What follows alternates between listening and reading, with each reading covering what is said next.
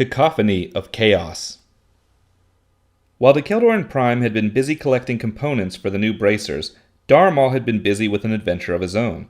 When escaping Lord Zevin's ship, the vampire Lord Vorn had brought Darmal to the Shadowfold. There he learned all about the kingdom of vampires inside the black tunnels of the Shadowfold and assisted Vorn on some special missions. Vorn offered to let Darmal use the Shadowfold whenever he needed in exchange for assistance from time to time, and Darmal gladly agreed.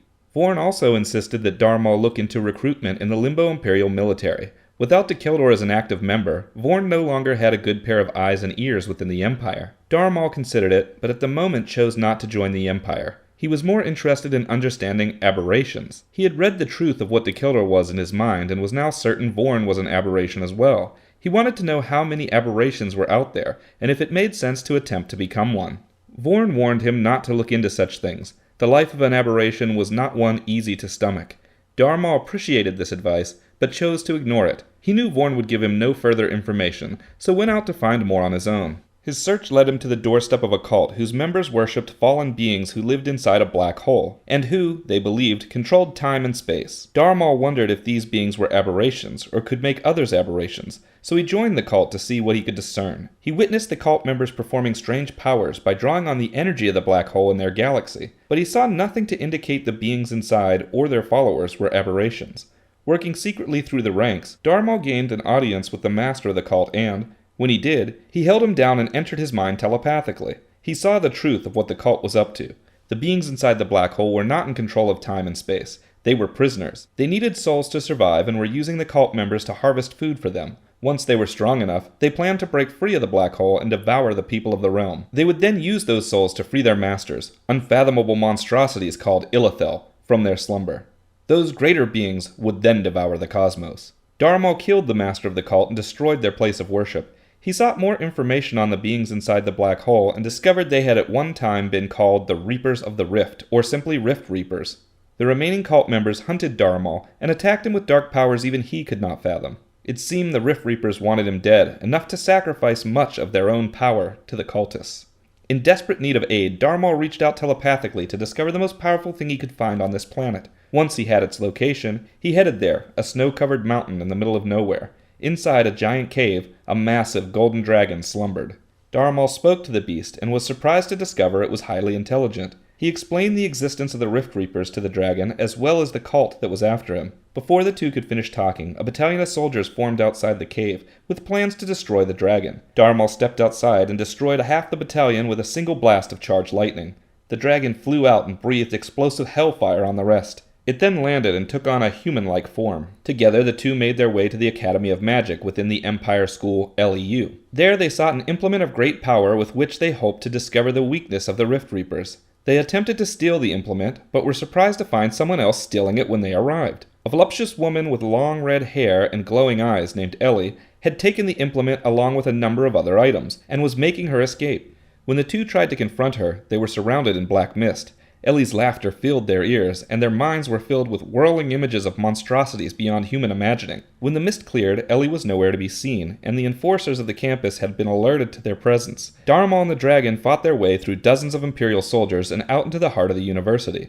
Once there, they were commended by students who thought they were part of a fraternity pulling a prank. Darmal attempted to sniff out the spirit of the woman they had met earlier, but this led him to a completely different woman. When he questioned his senses, she transformed back into the woman he had seen earlier and laughed. "Do you think either of these is my real form?" she asked. Ellie became a giant creature, bathed in swirling darkness. She was a true being of chaos, impossible to fully look at. Her ability to transform into anyone and anything was unparalleled. She laughed as Darmal cowered from her sight, then became a voluptuous woman again. "Come on, Darmal," she teased, revealing she knew his name. "I stole the implement you were looking for just for you. Can't I at least get a thank you?" Darmal was confused, but Ellie explained that she was an aberration and had met him in past timelines. Always he sought her out and ended up working with her, so, this time, she decided to reveal herself to him early. She handed him the implement and planted a kiss on his cheek. Knowing what she really was, Darmal was unnerved by this. Together with the dragon, Ellie and Darmal snuck out of the university and made it to a safe place to use the implement. With it, they discovered a way to enter the black hole safely and face the Rift Reapers. Doing so seemed unwise without a strong enough force behind them, but Ellie insisted she knew just the people. She opened portals in a fashion similar to a Realm Lord, and called forth epic heroes from various times and places. Daramal was not sure if she was somehow manipulating time to do this, but was now certain Ellie was exactly what he had been searching for. Together with these heroes, the three entered the black hole and destroyed the Rift Reapers. Ellie consumed the energy of the beings as they died, adding it to her own chaotic forces. Once the deed was done, they returned and sent all the heroes back to where and when they had come from. Daramal and the dragon faced down the remaining cultists and obliterated them. With the threat averted, the dragon bid farewell to Daramal and Ellie and returned to his cave. Ellie turned to Daramal with a sly smile and said softly, "How would you like to learn the truth about chaos?" Daramal was intrigued. Ellie opened a portal and the two stepped through together. Harmony of Destruction. It was easy for Darkfire to keep the truth hidden from his brother Bylon. Dacheldor and Prime had so radically changed the normal events of the timeline that Darkfire could mostly act however he wished, without arousing suspicion. The only thing that seemed weird to Bylon was that Darkfire did not ask for his help creating a new time machine. Because of his deep trust of his brother, he did not inquire as to why. Secretly, Darkfire built a new machine at the heart of his castle with the help of his finest engineers. It was based on the samples of temporal water he discovered in the coils of his original time machine. This machine would not cause someone to travel back in time. It had a unique purpose that Darkfire kept to himself. Darkfire also began training his most trusted generals in arts known only to the Realm Lords, though he told no one where he had learned them. He was personally capable of everything he had learned in the previous timelines, but kept his skills secret when not in private, training with those he wished to elevate. Among those he trained was John the Paladin and Phi Kara. On the surface, most of what Darkfire appeared to be doing was thwarting a band of rebels that had popped up in Limbo to oppose his rule. This gave him excuses to recruit heavily, secretly seeking out beings he knew would be powerful in the future. Among the beings he sought was Daramal. Though he had never worked with Daramal long-term, he knew of Daramal's past as Dacheldor's apprentice. He also recalled the short period of time that he had traveled with Daramal to Bylon's cavern in a past timeline. He believed, if he could recruit Daramal, he may one day rise to be the perfect replacement for Dacheldor. He did not find Daramal right away. Whatever Daramal was doing with Ellie was far beyond Darkfire's sight. When he eventually did find Daramal, though, Daramal was more than ready to join the Empire. Both Vorn and Ellie had an interest in having an ally within the Empire and had insisted he join up. Darkfire recruited Daramal and enrolled him in the Limbo Empire University, LEU. After graduating, Daramal became a lieutenant in charge of his own squad of Imperial enforcers. Darkfire also headed the search for intelligence on the whereabouts of the remaining members of the Elder Seven. Not only had they previously attacked his facilities, but Zevon's giant warship worried Darkfire that others may have similar technology. With Zevon destroyed and Dacheldor gone, there were only 5 members of the Elder Seven remaining in Limbo. Darkfire hoped to find and capture them all together. The Elder Seven had their own search underway. Envy, one of the remaining 5 Elder Seven, had died recently. As his host's body was cremated, the others began looking for his next host. After a few years with no sign of one, they started to worry. They sought out a mighty seer who was said to be able to track souls and asked him what had happened to Envy. To their surprise, he said the ancient formerly known as Envy no longer existed. Something had happened when Envy's host had died. The host merged with the ancient soul, but then the ancient soul was devoured by another stronger ancient. It mirrored what had happened to Zevon's ancient soul years prior. The remaining Elder Seven questioned if Dacheldor had eaten Envy's soul, but they knew for a fact he had not been present at Envy's death. If Envy had been devoured by Dacheldor, it had been without a struggle and over great distance. They paid the seer to dive deeper, and he discovered that all of them were cursed. A powerful magic had seeped into all of their ancient realms, placed there by a being older than all of them. This magic was specifically designed to cause their souls to be pulled into that of another upon their death. He was even able to confirm that the being they were being pulled into was Dacheldor. Elsewhere, Dacheldor, Prime, and Vala trained to control the Etten within Dacheldor. A sudden energy seized Dacheldor, pushing into him. Prime instructed him to weaken the bracers so that the energy could fuse with his. Dacheldor did so, and Envy's soul merged with his. When Dacheldor asked how this had happened, Prime informed him that he had used powerful magic to cause it. Each remaining member of the Elder Seven had until the end of their current host's life. Then, they would be devoured automatically by Dacheldor. He provided no explanation as to how he was able to cause such a thing to be, but the implications troubled Dacheldor. If Prime could infect the realms of the Ancients however he wished, what was to stop him from altering him in some similar fashion? Even more disturbingly, Dacheldor did not feel the Elder Seven deserved this, but when he questioned Prime, he was told plainly, "This is how it must be." The Elder Seven were able to deduce what had happened, but did not know enough about Prime to be sure who had infected them. Darkfire's hunt made them think that he was likely responsible. They joined the rebels in their fight against the Limbo Imperial military in response. Soon the 4 remaining members of the Elder Seven moved into the forefront of the battle. Darkfire was happy to call off the search and confront them directly, but they were able to evade death and capture time and again. Eventually the time came for Darkfire to use the new machine at the heart of his castle. He left fighting against the Elder Seven and the rebels to his generals and locked himself in his tower.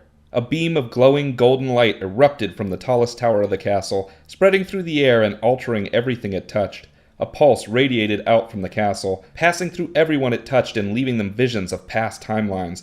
With enough pulses, anyone affected could be turned into an aberration, and, if left on long enough, the pulses could reach the entirety of Limbo. This device's true purpose was to turn everyone in the Limbo Imperial military into aberrations, an army of the timeless. Bylon observed what was going on from his temporal cave and sighed heavily. He had overlooked many of his brother's plots to tamper with time, made excuses for him time and again, but this was too far. He could not allow his brother to create an entire realm of aberrations. He had to be stopped. Bylon appeared in Darkfire's tower, wielding his golden axes. Darkfire turned to his brother and drew his own weapon, a long staff with a short blade at either end, one glowing black, one glowing white. Bylon knew from the reaction what this meant. Darkfire was an aberration, and was now against him. He gritted his teeth, knowing Dacheldor and the time traveler he worked with were somehow responsible for all this. The two clashed blades, but Bylon's strength was unreal. He forced Darkfire to the ground and threw an axe into his machine. A small explosion blew the circuits of the machine, and the golden light stopped pouring off the castle. No aberrations were formed that day. Outside, the rebellion attacked the castle. Believing the golden light had been a doomsday weapon that could strike again at any moment, they pooled all of their resources for the attack. The Imperial military and rebellion fought on the ground, in the air, and in space around the castle. The Elder Seven led the charge, breaking their way inside. General Kara met the 4 remaining Elder Seven in the entryway, wielding her long curved swords. She was an immortal, like Dacheldor, but was trained in the arts of the ancient Blood Knights. Her mastery of her own body and the flow of blood in others was unparalleled. It took everything the 4 had to hold her at bay. Eventually, they were only able to get past her by leaving one of their own behind. The member known as Sloth tried to hold her while the others ran past, and she carved him into 1,000 pieces. Sloth's soul was devoured by Dacheldor elsewhere, though no one else was even the wiser.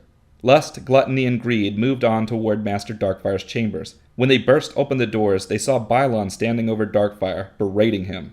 "I should let the rebellion succeed, topple you from your throne," Bylon yelled. Then he was interrupted by an explosion erupting through the roof. 6 beings dressed in strange gray armor burst through the ceiling and landed in a circle around Darkfire and Bylon. They wielded weapons that radiated energy unknown to Darkfire or the Elder Seven. Bylon lowered his weapons and moved back, seemingly concerned by these beings. He recognized them and knew they were here for his brother. Gluttony charged forward, believing the gray-armored newcomers were protecting Darkfire from Bylon. One turned to her and raised a hand. Her white soul was ripped from her body, and she fell, instantly dead. Her soul then vanished, pulled into Dacheldor in a faraway location. The gray-armored being turned back to Darkfire, as if the maneuver had been child's play. One of the gray-armored beings pointed a weapon at Darkfire and spoke on behalf of the group. "We have come for the Disruptor, Darkfire X Red. You are under arrest by order of the Keepers of the Cosmos." He then turned to face Bylon. "Stand down, Time Lord." Bylon lowered his head. As much as it pained him to admit, there was nothing he could do to save his brother now.